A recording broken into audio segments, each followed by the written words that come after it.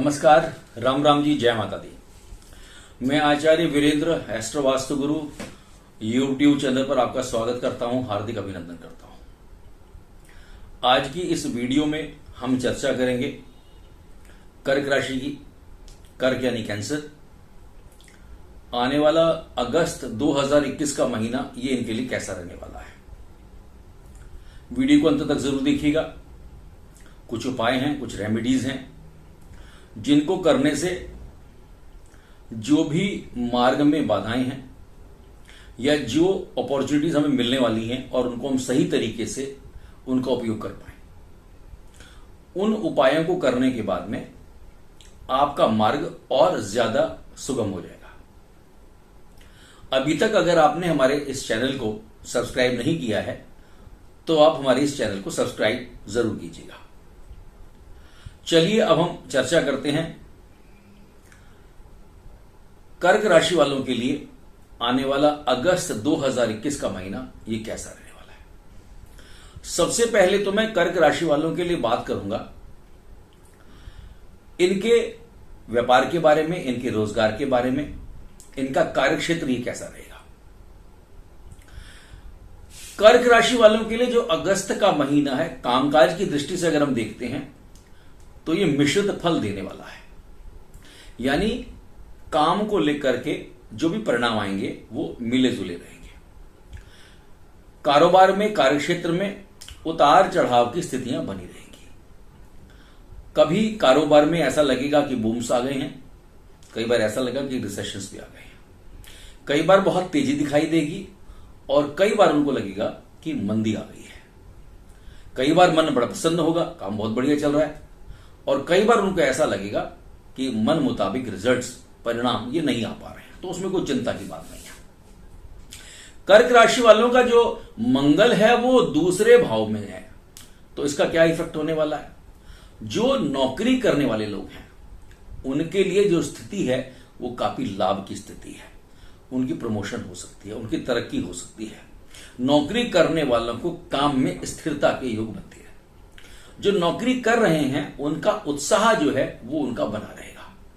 जहां वो नौकरी करते हैं उस कार्यस्थल के ऊपर उनकी सराहना होगी, उनको एप्रिसिएशन मिलेगा, उनके काम की लोग वाह वाह करने वाले हैं। ये सुखद संकेत है। कर्क राशि वालों के 11वें भाव में राहु की जो स्थिति है, अगर उसको हम थोड़ा सा आकलन उसका करते हैं, 11वें भाव में जो राहु है वास्तव में वो व्यापार के अंदर भी और नौकरी करने वाले दोनों के लिए, क्योंकि राहु जो है वो स्पेकुलेशंस का कारक भी है, राहु जो है वो फाइनेंस का कारक भी है। तो 11वें भाव का जो राहु है वो नौकरी और व्यापार दोनों के लिए बड़ा शुभ कारक है और दोनों को ही लाभ प्राप्त होने वाला है। व्यापार और नौकरी वालों दोनों के लिए धन और लाभ के जो नए स्रोत हैं, नए नए रिसोर्सेज हैं, उसके संकेत भी मुझे बड़े स्पष्ट दिखाई दे रहे हैं। तो ये शुभ संकेत है। कहीं से आपको अप्रत्याशित लाभ, अप्रत्याशित का होता है अनएक्सपेक्टेड। आपने उसको कहीं पर भी बजट में लेकर के नहीं चला था, कहीं आपके शेड्यूल में नहीं था, लेकिन एकदम से कोई ऐसी आपको प्रमोशन मिल गई है, कोई आपका इंक्रीमेंट हो गया है, बिजनेस के अंदर कोई बहुत बड़ा ऑर्डर आपको मिल गया है। ये कर्क राशि वालों के बड़ा शुभ संकेत है। कर्क राशि वालों के 7वें घर के अंदर 7वें भाव में शनि जो है वो स्वराशि में है, Saturn sitting in own house. Shani अपने ही घर के अंदर बैठा हुआ है और उस पर तथा देखें तो सूर्य और बुध की दृष्टि भी है। इसका इफेक्ट क्या आने वाला है ये विचारणीय है।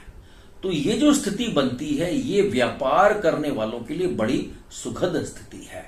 यानी जो व्यापारी हैं वो अगर सही और उचित फैसले लेंगे, ठीक निर्णय लेंगे, तो उनको लाभ प्राप्त होगा।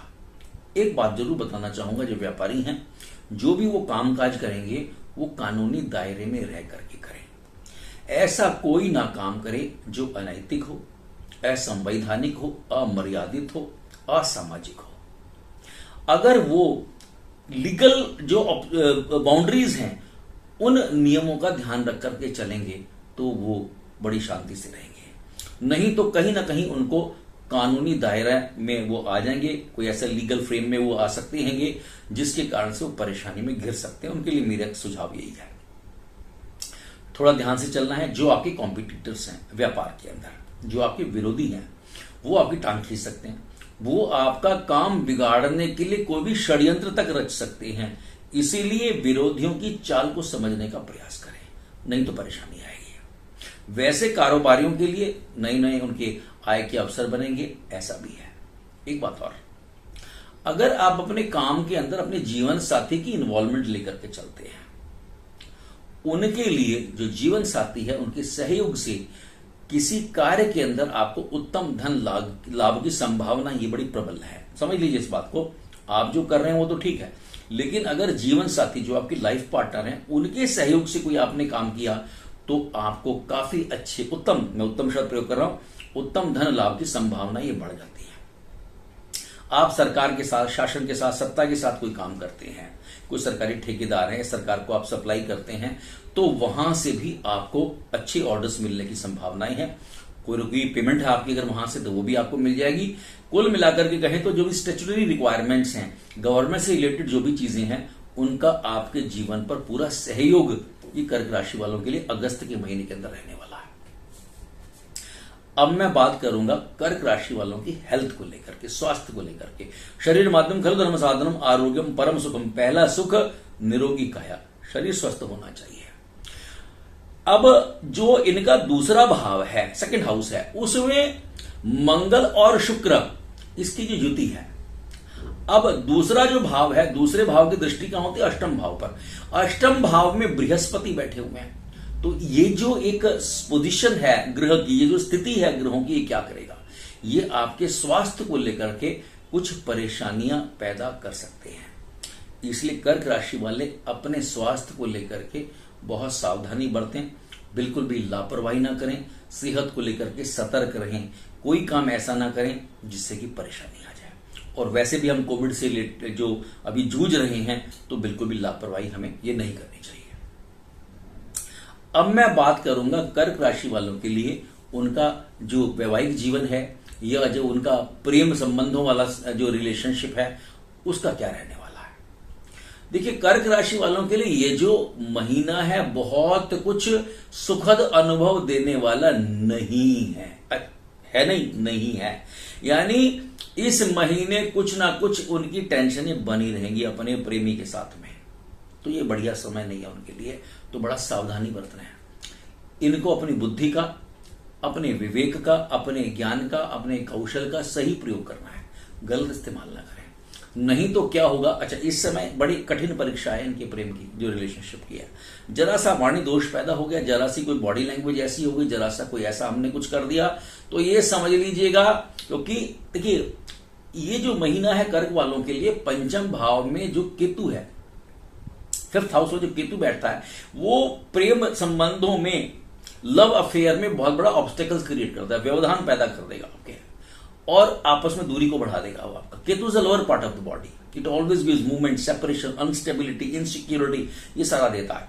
तो जैसे ही ये केतु आपका जब आया है प्रेम के इसके अंदर पंचम भाव में, तो ये क्या करेगा? ये कहीं ना कहीं आपका संबंध विच्छेद भी करा सकता है, रिलेशनशिप टूट भी सकती है आपके। तो इसीलिए आपको अपनी वाणी पर बहुत संयम बरत के चलना है अगर आपने इस रिलेशनशिप को आगे बढ़ाना है, नहीं तो ये 100% टूटने के चांसेस हैं। इसलिए बड़ा संयम से चलना है। अब पंचम में केतु बैठा हुआ और पंचम पर मंगल की दृष्टि है, और जो मंगल जो है वो आग में घी डालने का काम कर देता है। अब क्या होगा? आपकी वाणी दूषित हो जाएगी, आप भड़क जाएंगे, आप कुछ भी कह देंगे, तो उससे क्या होगा? आपका जो रिलेशनशिप है बिल्कुल चौपट होने के चांस हैं। इसीलिए मेरे आपसे अनुग्रह, विनय, निवेदन कि भैया अपनी जबान पर कंट्रोल करें, नहीं तो परेशानी आ जाएगी। अब मैं बात करूंगा कर्क राशि वालों के लिए उनका फैमिली लाइफ, उनका दाम्पत्य जीवन ये कैसा, जिनका विवाह हो गया उनकी चर्चा करेंगे। अब जीवन साथी के साथ भी जो आपकी लाइफ पार्टनर है, पूरे इंडिकेशंस हैं किसी बात को लेकर के मतभेद पैदा हो सकते हैं। It may be case of the opinion differences, और कहीं खटपट ना बढ़ जाए। खटपट समझते हैं ना, बस लड़ाई झगड़ा ना हो जाए, इस बात की आशंका मुझे दिखाई दे रही है। छोटी छोटी बातों को लेकर के भी तनाव हो सकते हैं और झगड़े बढ़ सकते हैं। इवन बच्चों को लेकर के, बच्चों की प्रॉब्लम्स को लेकर के ही आपस में झगड़ा कर सकते हो आप। प्रॉब्लम बच्चों की है, समस्याएं बच्चों की है, लेकिन कोई ऐसी सिचुएशन क्रिएट हो जाएगी जिसके कारण से पति पत्नी आपस में उलझ जाएंगे। इसलिए बहुत ध्यान से बड़े संयम के साथ में ये आपको रहना है, इतना ध्यान रखिएगा। पारिवारिक दृष्टि से अगर हम बात करते हैं तो क्योंकि चतुर्थ भाव पर शनि की दृष्टि है, तो चतुर्थ भाव पर जब शनि की दृष्टि आएगी तो वो क्या करता है, पारिवारिक सुख के अंदर कमी कर देता है, फैमिली के अंदर आपस में किसी बात को लेकर के टेंशन क्रिएट कर देगा। और जब टेंशन बढ़ेगी तो आप सोचेंगे घर से निकल जाओ, तो काम भी हो सकता है, बिना काम के भी कहीं ऐसा ना हो आप घर छोड़ के चले जाएं, तो बड़ा संयम रखने की आवश्यकता है। वैसे लगता है मुझे काम की वजह से भी आपको कहीं बाहर जाना पड़ सकता है। एक बात और है, थोड़ा महीने के अंत में, अगस्त के अंत की बात करें तो घर में किसी शुभ कार्य का आयोजन ये हो सकता है, ऐसा भी मुझे दिखाई दे रहा है। अब मैं बात करूंगा कर्क राशि वालों के लिए, भैया उनको क्या करना है। भाग्य कोई किसी का बदल नहीं सकता, बदलना तो मैं अपना ही बदल लेता। ज्योतिष केवल हमारा मार्गदर्शन करता है और पूजा पाठ हमारे लिए एक ऐसी एनर्जी को डेवलप करता है जो हमें कभी भी नेगेटिव नहीं होने देता है। अब करना क्या है, कर्क राशि वाले काला बिल्कुल ना पहने, रोज भगवान भास्कर को, भगवान सूर्य को जल दें, इस बात का ध्यान रखें। इसके अलावा जो है भगवान गणपति की उपासना करें और उनको दुर्वा जो है वो उनको अर्पित करनी चाहिए। घर में चौड़े पत्ते वाले, ऐसे पेड़ जिनके पत्ते बहुत चौड़े होते हैं, ऐसे पौधों को घर के अंदर ये लगाएं। और चंद्रमा का जो बीज मंत्र है, ओम श्राम श्रीम श्रोम सह चंद्रमसे नमः, इस मंत्र का जाप एक माला जरूर करना है। और कर्क राशि वालों ने इसको सोमवार के दिन दही का दान करें। जी हां, दही, कर्ड जो होती है, दही का दान करें। ये उपाय आप करें और मुझे कमेंट बॉक्स में जाकर के थोड़ा फीडबैक जरूर दिया करिए कि आचार्य जी हमने ये आपके कहने से ये किया और उसका लाभ या ये जो परिवर्तन हमारे जीवन के अंदर आए, हमें क्या इसका लाभ मिलने वाला है। तो उससे थोड़ा सा मेरा आत्मबल बढ़ जाता है कि हाँ, मेरे कनेक्शन में है, कांटेक्ट में है और क्या क्या हो रहा है, ऐसी जानकारी मुझे मिल रही है। और बेझिझक होकर के आप अपनी कोई भी बात जो है वो कह सकते हैं, ऐसा मेरा आपसे निवेदन है। इन उपायों को आप जरूर कीजिएगा और चैनल अगर अभी तक आपने सब्सक्राइब नहीं किया है तो चैनल जरूर सब्सक्राइब कीजिएगा और शेयर जरूर कीजिएगा अपने कॉन्टेक्ट्स में। नमस्कार, राम राम जी।